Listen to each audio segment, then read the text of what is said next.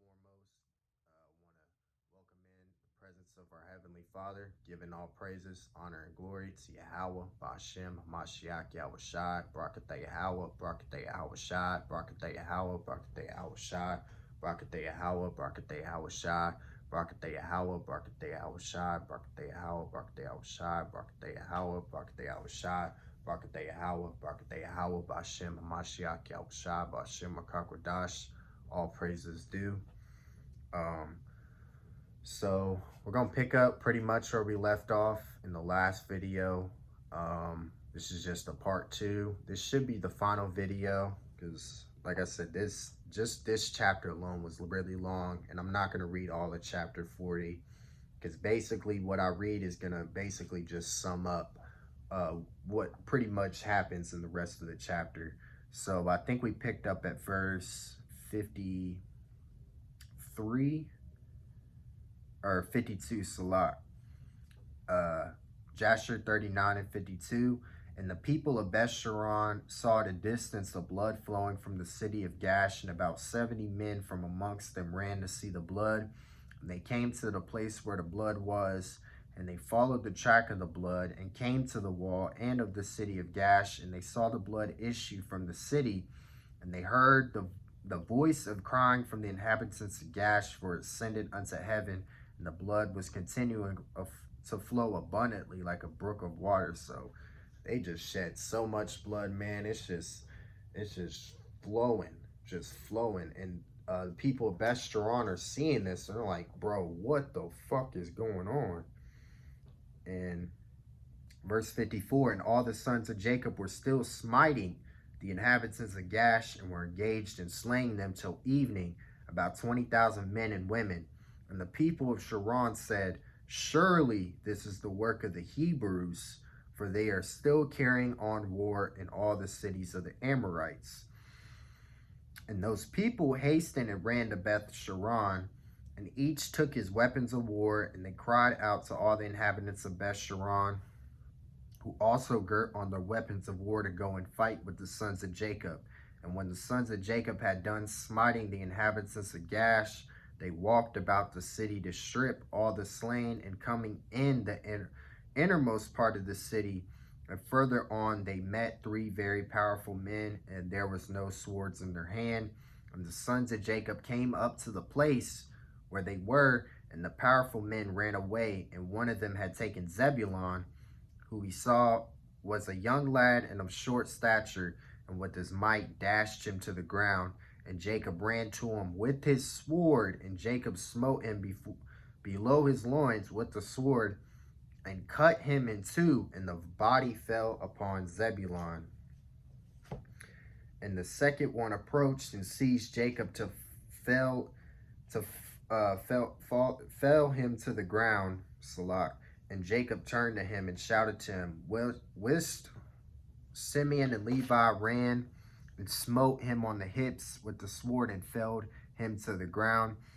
And the powerful man rose up from the ground with wrath, excited might, and Judah came to him before he had gained his footing, and struck him upon the head with the sword, and his head was split, and he died.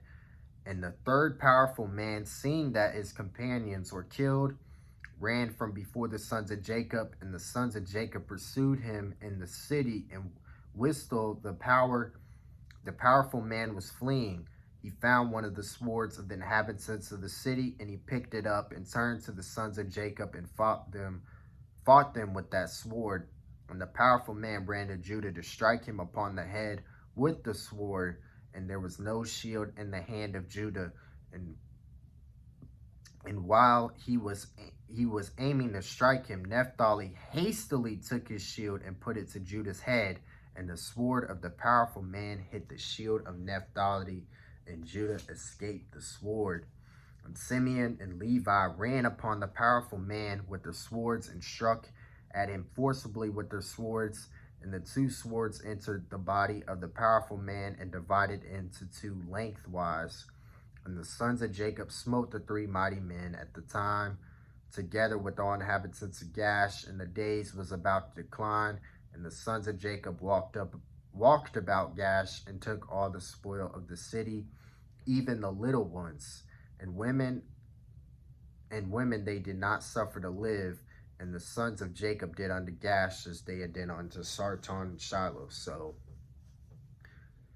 when they finally took over the city of Gash, it wasn't easy, but it took every single one of them united as one on one accord to take them down.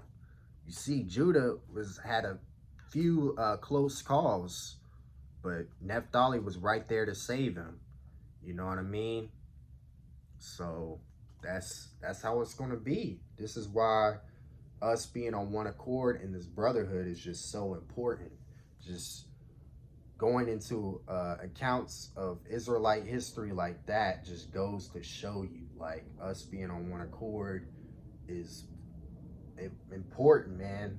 You know, very, very important. That's why it's one of the great commandments. Love thy neighbor as thyself. This is book of Jasher, chapter 40. And I'm going to read the verse 22 in this passage. And I think I might have one more precept to bring out. And then, yeah. Book of Jasher, chapter 40, starting in verse 1. And the sons of Jacob led all the spoil of Gash and went out of the city by night. They were going out marching toward the castle of Beth-Sharon, and the inhabitants of Beth-Sharon were going to the castle to meet them. And on that night, the sons of Jacob fought with the inhabitants of Beth-Sharon and the castle of Beth-Sharon. And all the inhabitants of Beth-Sharon were mighty men. One of them would not flee from before 1,000 men. And they fought on the night upon the castle, and their shouts were heard on that night from afar, and the earth quaked at their shouting.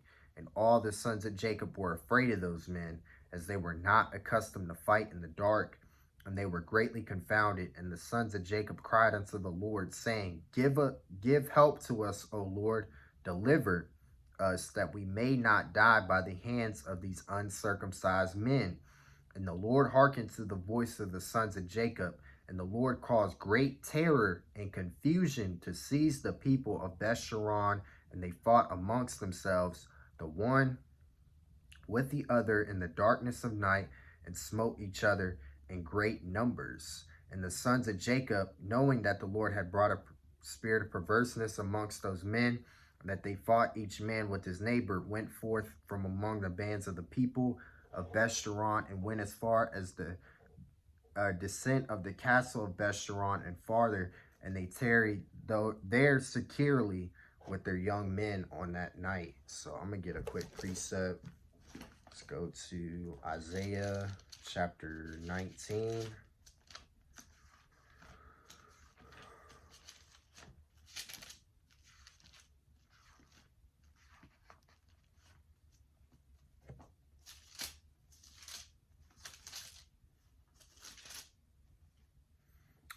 Verse 2, it says, And I will set the Egyptians against the Egyptians, and they shall fight every one against his brother, and every one against his neighbor, city against city, and kingdom against kingdom.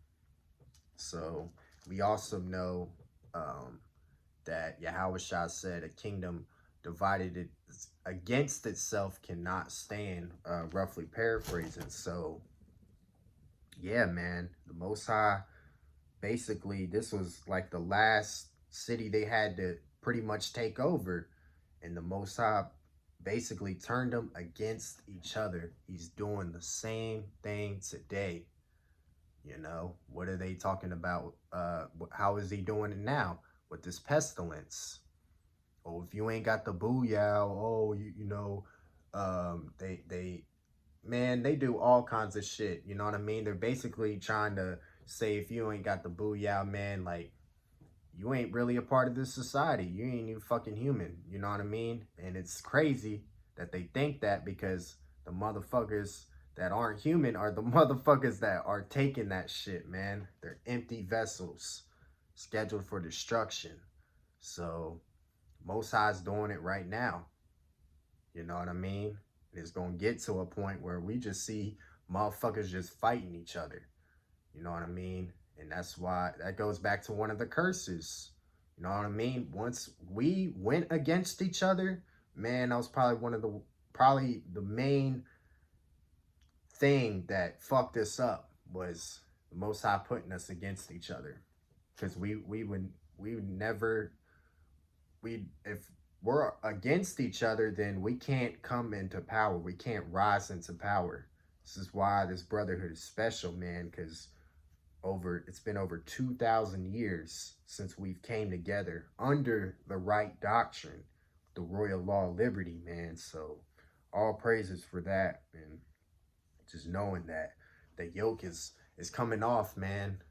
We see the Most High turning back our captivity, pursuing the Zephaniah 3 and 20. So yeah, man, all praises. Verse 7. And the people of Bethsharon fought the whole night, one man with his brother, and the other one with his neighbor. And they cried out in every direction upon the castle, and their cry was heard at a distance. And the whole earth shook at their voice, for they were powerful above all the people of the earth. All the inhabitants of the cities of the Canaanites, the Hittites, and the Amorites, the Hivites, and all the kings of Canaan, and also those who were on the other side of the Jordan, heard the noise of the shouting on that night, and they said, surely these are the battles of the Hebrews who are fighting against the 7 cities who came nigh unto them, and who can stand against those Hebrews? And all the inhabitants of the cities of the Canaanites and all those who were on the other side of the Jordan were greatly afraid of the sons of Jacob, for they said, behold, the same will be done to us as was done to those cities, for who can stand against their mighty strength? And the cries of the Coronites were very great on that night, and continued to increase, and they smote each other till morning, and the numbers of them were killed. And the morning appeared, and all the sons of Jacob rose up at daybreak, and went up to the castle, and they smote those who remained of the Coronites in a terrible manner, and they were all killed in the castle. And the 6th day, Salak appeared, and all the inhabitants of Canaan saw at a distance all the people of Bethsharon lying dead in the castle of Bethsharon, and strewed about as the carcasses of lambs and goats. And the sons of Jacob led all the spoil which they had captured from Gash, and went to Bethsharon, and they found the city full of people like the sand of the sea, and they fought with them. And the sons of Jacob smote them there till evening time. And the sons of Jacob did unto Bethsharon as they had done unto Gash and Tabnak, and as they done to Shazar, to Sarton, and Shiloh. And the sons of Jacob took with them the spoil of Bethsharon, and all the spoil of the cities. And on that day they went home to Shechem. And the sons of Jacob came home to the city of Shechem, and they remained without the city. And they then rested there from the war, and tarried there all night. And all their servants together with all the spoil that they had taken from the cities, they left without the city, and they did not enter the city, for they said, perhaps there may be yet more fighting against us, and they may come to besiege us in Shechem. And Jacob and his sons and their servants remained on that night and the next day in the portion of the field which Jacob had purchased from Hamor for 5 shekels, and all that they had captured was with them. And all the booty which the sons of Jacob had captured was in the portion of the field immense as the sand upon the seashore. And the inhabitants of the land observed them from afar, and all the inhabitants of the land were afraid of the sons of Jacob, who had done this thing, for no king from the days of old has ever done the like. And verse 22, and the 7 kings of the Canaanites resolved to make peace with the sons of Jacob, for they were greatly afraid of their lives on the account of the sons of Jacob. So I'm going to end it right there. Basically, they make peace with the sons of Jacob, because Most High, man, we basically destroyed everybody in our path, man. So they had no choice. They had absolutely no choice but to make peace with us, because even though we were outnumbered, we still have the Most High. You know what I mean? We still have the Most High. So that was just a little story of, you know, how the sons of Jacob took over the land of Canaan back then. Um, yeah, I just wanted to really bring that out. Just like I said before, man, we're unstoppable. 12 tribes united as one. Unstoppable, man. Unstoppable. So just marinate on this, y'all. Kind of let this soak in, you know, just thinking about the times to come for breaking down these nations. You know, it doesn't matter how outnumbered we are. We're going to still fuck them up, y'all, because we got Yahweh Bashem Mashiach Yahushua backing us. And he's never going to turn away his back from us again, because we've proven ourselves to him. All praises. So, Lord willing, you guys were edified. Just want to end it off by giving all praises, honor, and glory to Yahweh Bashem Mashiach Yahushua. All praises due. Love y'all, Rod of Iron family. I'll see you on the next one. Shalom.